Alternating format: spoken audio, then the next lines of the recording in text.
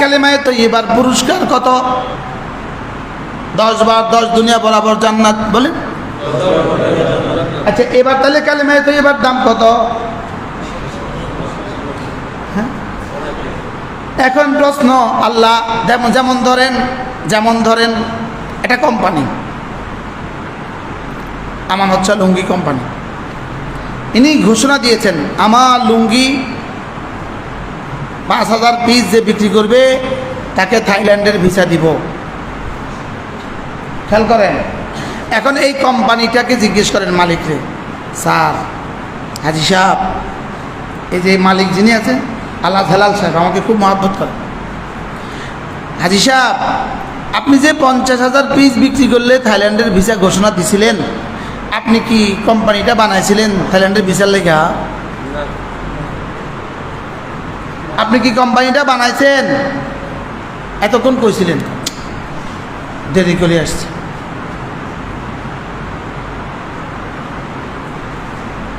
বড় ব্যবসায়ী মশা, এতক্ষণ কোথায় ছিলেন?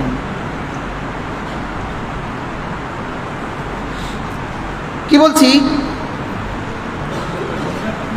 আপনি যে 50,000 পিস বিক্রি করলে থাইল্যান্ডের ভিসা ঘোষণা দিচ্ছেন, থাইল্যান্ডের ভিসার লাইগাই আপনি কোম্পানি বানাইছেন? থাইল্যান্ডের ভিসা দেওয়ার লাগে আপনি কোম্পানি বানাইছেন? তাহলে কোম্পানি বানাইছে কি লিগা? বলেন, লুঙ্গি বেচার লাগা বলেন। আর থাইল্যান্ডের ভিসা এটা কি? এটা কি? তাহলে কোম্পানি লুঙ্গি বানাইছে বেচার লাগা, বেচবে এই বেটা, আর কোম্পানিতে টাকা দিবে, আর কোম্পানি ওই টাকা দিয়া এক ফ্যাক্টরি পরে আরেক ফ্যাক্টরি করবে, ওটা দিয়ে সুইজারল্যান্ডে বাড়ি বানাবে, ওটা দিয়ে গাড়ির পরে গাড়ি কিনবে, এবারে প্যাকেজের পুরস্কার দিয়া বিবিরে হীরার আংটি কিনে দিবে। এটা আগে ঘোষণা দিছে, এবার ঈদের প্যাকেজ দিয়ে তোমার হীরার আংটি দিব, এবার এই ঈদের প্যাকেজ দিয়ে বৌমারে কইছে হীরার একটা নেকলেস দিব। তার হাজারো উদ্দেশ্যের ভিতরে আছে, হাজারো উদ্দেশ্যের ভিতরে আছে, আর ফাঁকে একটু পুরস্কার দিয়ে দিল কি? থাইল্যান্ডের ভিসা একটু কি দিল? তাইলেই বোঝা গেছে রব্বে কারীম আমার ইমান আর আমার নামাজের পুরস্কার জান্নাত ঘোষণা দিয়েছেন, এটা পুরস্কার হিসাবে দিয়েছেন, এটা মাকসাদ হিসাবে দেন নাই। মাকসাদ হইল আমি রবের ইবাদত করি। বলেন উদ্দেশ্য কি? বলেন উদ্দেশ্য কি? আচ্ছা বুঝছেন? আপনি বুঝেন না, প্রথম বুঝেন না, শেষে আছে আপনি বুঝবেন প্রথম। বলেন তাহলে বানাবার উদ্দেশ্য কি? হ্যাঁ, আল্লাহর কি করা? এটা ডিস্টার্ব করতেছে ভাই, এটা আমাকে এটা। আচ্ছা, এই পিঠের তলে না পড়লে কি বলছি? হ্যাঁ, পুরস্কার কি? জান্নাত। বলেন পুরস্কার কি? এবার ইবাদত দামি না জান্নাত দামি? প্রশ্ন বুঝে বলেন, ইবাদত দামি না জান্নাত দামি? এবার কোন ইবাদত জান্নাতের চেয়ে কম দাম?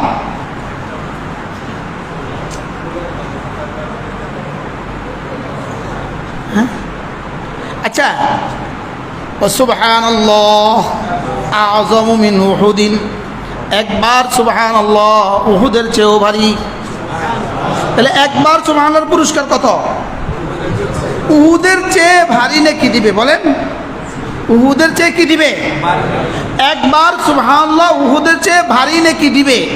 তাহলে উহুদের চেয়ে ভারী নাকি এটা পুরস্কার না দাম?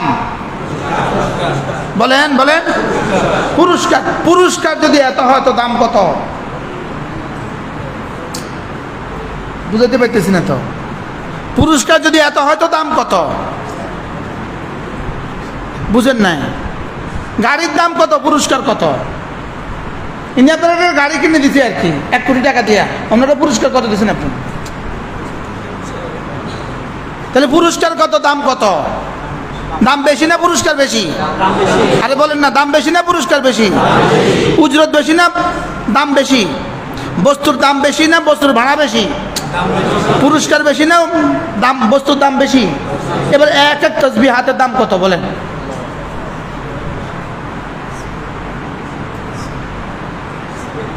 হ্যাঁ, এবার বলুন তো দেখি, রব আমাদের কাছ থেকে কি চাচ্ছেন? বলেন কি চাচ্ছেন? তাহলে রব আমাকে বানাবার উদ্দেশ্য কি? আবার বলেন। রব শুধুই আমার দিকে অপেক্ষা করছেন, আমার দিকে শুধুই তাকিয়ে আছেন। আমি তোকে বানিয়েছি আমার গোলামের জন্য। আমি দেখবো তোমার সকাল, তোমার বিকেল, তোমার দুপুর, তোমার রাত, তোমার সন্ধ্যা। আমি দেখবো তোমার হৃদয়ের হালত, আমি দেখবো তোমার শরীরের হালত, আমি দেখবো তোমার মালের হালত। আমি দেখবো শুধুই তুমি আমাকে আমাকে মনে রাখো কিনা। বলেন, আমি দেখবো শুধুই তুমি আমাকে কি, তুমি আমাকে মনে রাখো কিনা, এটাই আমি তোমাকে দেখবো। তুমি যদি আমাকে মনে রাখো, তুমি আমাকে মনে রাখার মোজাহারা বহিঃপ্রকাশ হবে কি দিয়ে? তুমি আমাকে মনে রাখার বহিঃপ্রকাশ হবে কালিমায়ে তয়্যিবা দিয়ে। আর কালিমা তয়্যিবা পড়লেই 10 দুনিয়া বরাবর জান্নাত। সুবহানাল্লাহ বলেন। এইটা পড়লেই 10 দুনিয়া বরাবর জান্নাত। তুমি আমাকে মনে রাখার আমি দেখবো তুমি আমাকে মনে রাখছো কিনা। আর এটা আমি বুঝবো কি দিয়ে? নামাজ দিয়ে। সুবহানাল্লাহ বলেন। আর নামাজ পড়লেই তোমার আমি জান্নাতের গ্যারান্টি দিয়ে দিলাম, যাও। লেকিন আমি তোমাকে জান্নাতের জন্য বানাই নাই, আমি তোমাকে বানিয়েছি নামাজের জন্য। সুবহানাল্লাহ বলেন। হ্যাঁ, তুমি নামাজ পড়লে আমি জান্নাত দিব, তুমি নামাজ পড়লে আমি জান্নাত দিব। জান্নাত হইল তোমার, নামাজ হইল আমার। সুবহানাল্লাহ বলেন না। জান্নাত হইল কার? আমার। আর নামাজ হইল কার? এবার কারটা বেশি দামি হয়? হ্যাঁ, এবার কারটা বেশি দামি হবে? আব্বার জুতার দাম বেশি না আমার জুতার দাম বেশি? দাম হলো আমার জুতার দাম, আমারটা হলো 5000, আব্বারটা হলো 150 টাকা। কিন্তু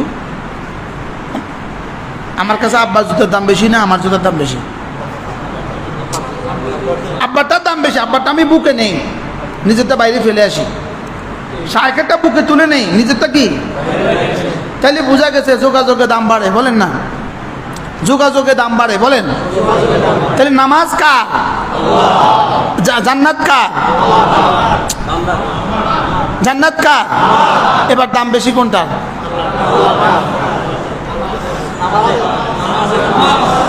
এবার বলুন তো দেখি, এক এক ওয়াক্ত নামাজের দাম আল্লাহ তাআলার কাছে কত?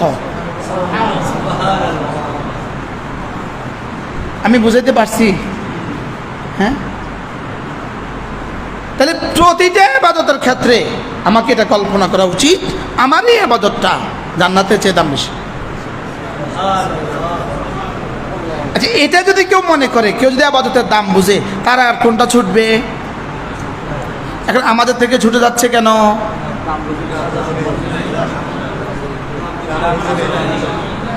বলে আমাদের থেকে ছুটে যাচ্ছে কেন? এবার দাম কত?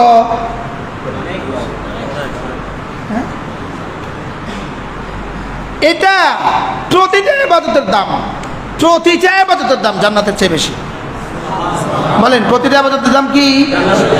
জান্নাত হলো কি? পুরস্কার। জান্নাত হলো কি? আর ইবাদত হলো কি? উদ্দেশ্য। ইবাদত হলো কি? আচ্ছা, যেমন এক বাবা ঘোষণা দিল তার ছেলেকে, তুমি যদি ম্যাট্রিকে A+ পাও তোমাকে একটা মোটরসাইকেল উপহার দিব। এবার বলুন তো দেখি, বাবার উদ্দেশ্য মোটরসাইকেল দেওয়া? ছেলের উদ্দেশ্য, বাবার উদ্দেশ্য কি? এবার ছেলে রাত দিন পড়তেছে, ছেলের উদ্দেশ্য কি? ছেলেরা আরেকজন তো এত পরিষ্কার, বাবা বলছে A+ পেলে। ছেলের টার্গেট বানাইছে মোটরসাইকেলকে, কিন্তু বাবার উদ্দেশ্য আগামী, ছেলের বয়স এখন 20 বছর, বাবার উদ্দেশ্য আগামী 60 বছরের ইতিহাস। বাবার উদ্দেশ্য কি? আগামী 60 বছরের ইতিহাস গড়া হলো বাবার উদ্দেশ্য। যে ছেলে যদি A+ পায়, সব বিষয়ে 80 নাম্বার পাবে, সে এবার ম্যাট্রিকে ভালো রেজাল্ট করলে সে ইন্টারমিডিয়েটে ভালো কলেজে ভর্তি হবে, ইন্টারমিডিয়েটে ভালো রেজাল্ট করবে সে, এবার সে বুয়েটে চান্স পাবে, মেডিকেলে চান্স পাবে, এবার সে অনার্স শেষ করবে, এবার মাস্টার্স শেষ করবে, এবার সে BCS করবে, সে অনেক ভালো রেজাল্ট করবে, এবার BCS করবে, এবার সে ম্যাজিস্ট্রেট হবে, 20 বছর পরে সে সচিব হবে। এবার ইনি কি হয়ে যাবে? এই ছেলের পেছনে শত শত হাজারও ঘুরবে, কিন্তু উপহার দিছে কি? উদ্দেশ্য কি? শুধু এ প্লাস না, একটা গোল্ডেন ফিউচার, আগামী সোনালী জীবন। বলেন 60 বছরের সোনালী জীবন হলো বাবার কি? ঠিক তেমনি ভাবে আল্লাহ তাআলা বান্দাকে বানাবার পেছনে মূল মাকসাদ হলো তুমি আমার গোলামি করবা, তুমি আমার ইবাদত করবা, তোমার দিলে আমাকে রাখবা, তোমার শরীরে আমাকে রাখবা, নামাজের সময় নামাজ, রোজার সময় রোজা, হজের সময় হজ, যাকাতের সময় যাকাত, বাকি সারাদিন তেলাওয়াত আর জিকির আর ফিকির আর দোয়া, এগুলোর জন্য আমি তোমাকে বানিয়েছি। বাকি পুরস্কার হিসেবে তোমার জন্য ঘোষণা আছে, এটা করলে এটা, এটা করলে এটা, এটা করলে এটা। আমি কি বুঝাইতে পারছি? এবার বলুন তো দেখি, রব্বে কারীমের আমাকে বানাবার পেছনে উদ্দেশ্য কি? এবার আমার প্রতিদিনের ইবাদতগুলোর দাম কত? জান্নাত না জান্নাতের চেয়ে বেশি? আর জান্নাত কি? জান্নাত কি? এবার উম্মালুল আখিরাতি আলা সিনফাইন, যারা কাজ করে আমল করে তারা দুই ভাগে বিভক্ত। একদল কাজ করে আলা উজরাতিন, পুরস্কারের আশায়। একদল কাজ করবে পুরস্কারের আশায়, আরেক দল বলবে না আমি পুরস্কারের আশায় কাজ করছি না, আমি তো শুধুই রব্বে কারীমের আশায়। সুবহানাল্লাহ, আমি তো শুধুই রবের জন্যই করব। কার জন্য করব বলেন? তাহলে একদল করছে কার জন্য? পুরস্কারের আশায়। আরেক দল করছে কার জন্য? যারা পুরস্কারের আশায় করছে এরাও তো দামি, এরাও তো দামি, এরাও দামি না বেদামি? ছেলেটা কি লেগে রাত জাগতেছে? ছেলের টার্গেট হলো মোটরসাইকেল, মোটরসাইকেল, মোটরসাইকেল। ছেলের টার্গেট হলো মোটরসাইকেল আর বাপের টার্গেট হলো ফিউচার।